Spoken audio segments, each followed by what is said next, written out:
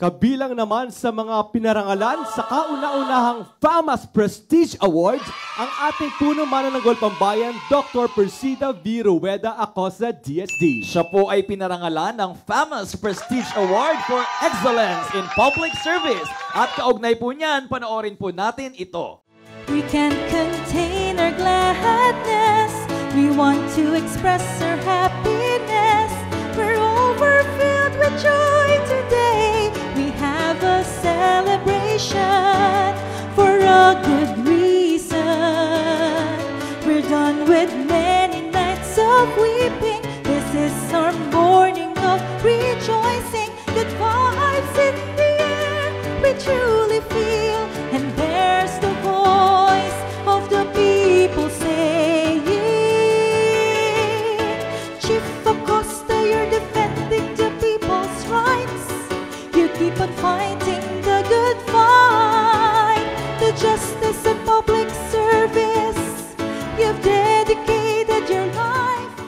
FAMAS, as you all know, is the oldest award-giving body in the country, recognizing films as a powerful medium that allows us to explore different worlds, stories, and perspectives.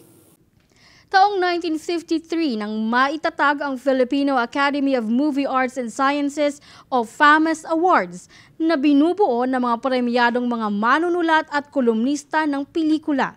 Dito pinararangalan ng mga pinakamahusay sa aspeto ng pelikulang Pilipino. Kaya nga lagi nating naririnig na pagmagaling sa pag-arte, pam-FAMAS yan. At sa taong ito ay nilunsad ng mga bumubuo ng nasabing prestihiyosong award-giving body ang first FAMAS Prestige Awards, kung saan ang mga pinararangalan ay mga katangi-tanging individual na nagpamalas ng husay sa kanya-kanyang larangan na nag-iwan ng marka at tatak ng kanilang pagka-Pilipino.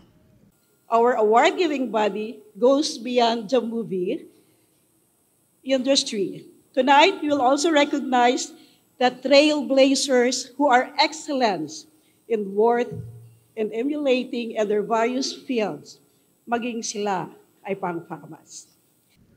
Isinagawa ang nasabing awarding ceremony sa The Manila Hotel.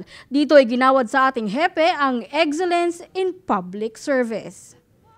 Isa sa mga pararangalan natin ngayong gabi ay ang mga natatanging personalidad sa larangan ng serbisyo publiko. Chief Acosta, you're defending the people's rights. You keep on fighting the good fight, the justice and public service. You've dedicated your life. Maraming salamat po sa FAMAS. Mabuhay tayong lahat. Mabuhay ang sambayan ng Pilipino. Mabuhay ang PAW.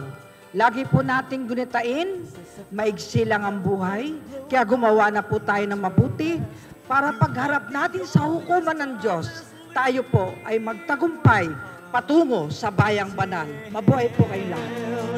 They are so, you've set the bar high in serving the people. You've made the PAW a byword in every household and everywhere, a name to behold. Chief Acosta, you're defending the people's rights.